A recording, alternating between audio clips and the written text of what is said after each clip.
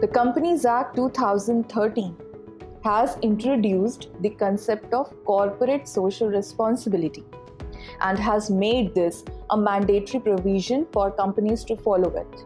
The CSR has undergone some changes for a couple of times, with the latest one done in the year 2020, which has happened to be the last year. Moreover, this concept has always been a center of attraction for companies, consumers, and competitive exams as well. Hey everyone, and welcome to Juris Search Academy. In this video, I will be discussing all about CSR provision together with the recent amendments done so far. The reason is that since it is one of the prominent topic of the company law and has been frequently asked in the UGC NET exam. The term CSR stands for Corporate Social Responsibility.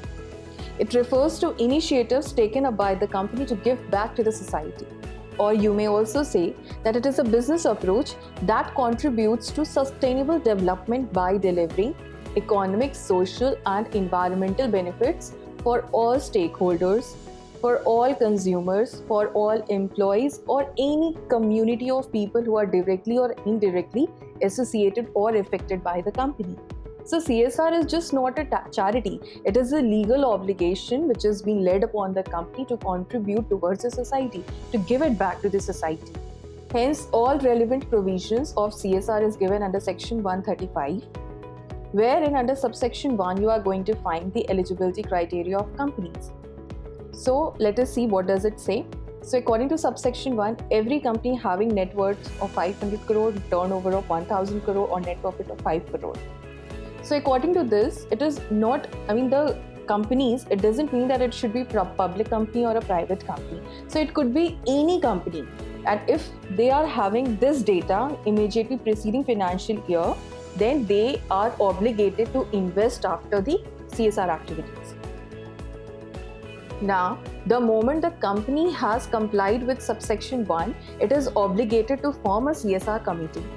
So what is CSR committee? So over here, functions are given. The first is that it should recommend to the board regarding the activities which is required to be undertaken by the company.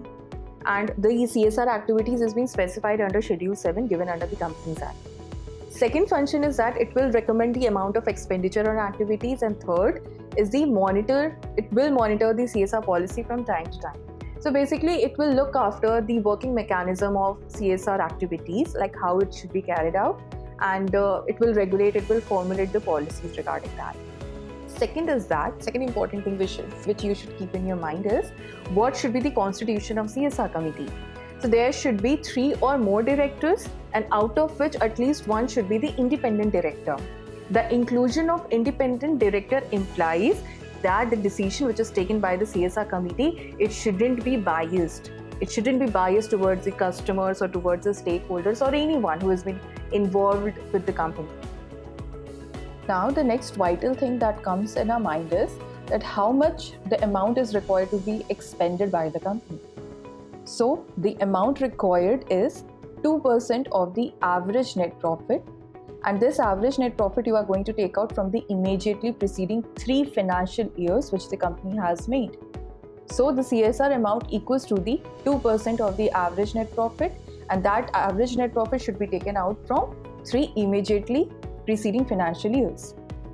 On the contrary, what about those companies who hasn't completed their 3 years? What about their contribution? So this is the way they are going to calculate. So they should also invest 2% of the average net profit which is being made just immediately preceding financial year. So this provision is basically for the startups who have just started their business. And this provision is being added in year 2019 amendment, and it is being made effective this year itself, right, from the 22nd January 2021. After calculation of CSR amount, the next important step is to see that how this amount should be utilized. So first thing first, the company has to take care, or the company should make a preference to the local area or the local premises where their businesses are getting operated. Second, there is a Schedule 7 wherein you are going to find around 10 to 11 activities which is good for the welfare of the society, which is good for the upliftment of the society as a whole. So the company should make investment, or the company may make investment over those activities which has been given under Schedule 7. After knowing Schedule 7, one must also know about those activities which are outside the purview of CSR. Before us, we have 6 items, and these items doesn't qualify for the CSR. And this list you are going to find under CSR Rules 2014 but not under Companies Act 2013.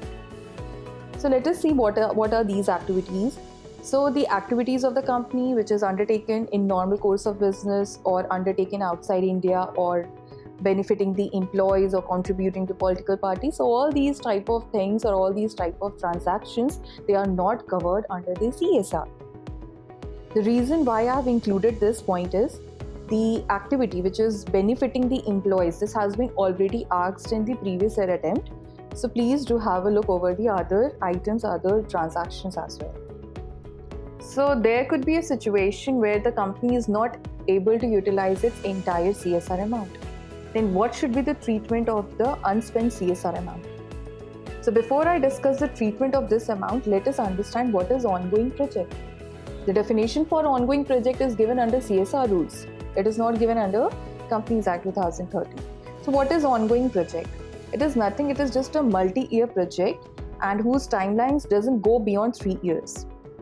So let us quickly see that how the unspent amount relating to this project should be treated. So for this, a company is required to open a special account named as an unspent CSR account, and the due amount should be transferred to this account within 30 days from the expiry of financial year. And this amount must be utilized within 3 financial years. So a kind of opportunity has been given to the company to utilize this said amount. Even after this, the company is failed to utilize this amount, then what should be the treatment? Then the same amount will get transferred to the fund which is given under Schedule 7. Funds like PM CARES Fund, and there are other funds also. So the amount will be transferred to these funds within 30 days. Now let us see that what should be the treatment of unspent amount relating to the non-ongoing project. So the said amount should be transferred to the funds given under Schedule 7, same PM CARES Fund and the other listed funds, and it should get transferred within 6 months from the expiry of that financial year. Now we have penal provisions given under subsection 7. It is being revised by the Amendment Act 2020 and which has become effective on 22nd January 2021. So this covers the liability of the company and every officer who has made default in complying subsection 5 and subsection 6 which we have just covered in the previous slide. So over here subsection 5 basically deals with non-ongoing project and subsection 6 it dealt with the ongoing project. So if the company has failed to comply with these 2 provisions, then it will be liable to twice the amount of default. It should be transferred to the either Schedule 7 fund or to the unspent CSR account, whatever the case may be, or it will be liable to 1 crore. And out of this amount, whichever is less amount, that liability will be fixed or it will be imposed over the company. Now on the other hand, you will find the liability of every officer who has made default while complying subsection 5 and subsection 6. Now what will be his liability? His liability will be 1/10 of the default amount, and that amount is required to be transferred to the funds given under Schedule 7 or unspent CSR account, whatever is required, or 2 lakhs rupees, and out of these 2 amounts, whichever is lesser amount, it is required to be sanctioned against that particular officer. So these are the penal provisions imposed over the company and every officer as well. Now we have last clause, and this provision has been added by Amendment Act 2020. This is a kind of exemption provision, and see, if a company whose CSR amount doesn't exceed 50 lakhs, means if in any year the company has got its CSR amount equals to 50 lakhs or less than 50 lakhs, then that kind of company is not required to form a CSR committee. It simply means that these type of companies are exempted to make a contribution towards the CSR activities. So these were some important and relevant provisions given under section 135, and this is also useful for your UGC NET exam. Please like and share this video, and don't forget to subscribe Juris Academy to get the further updates.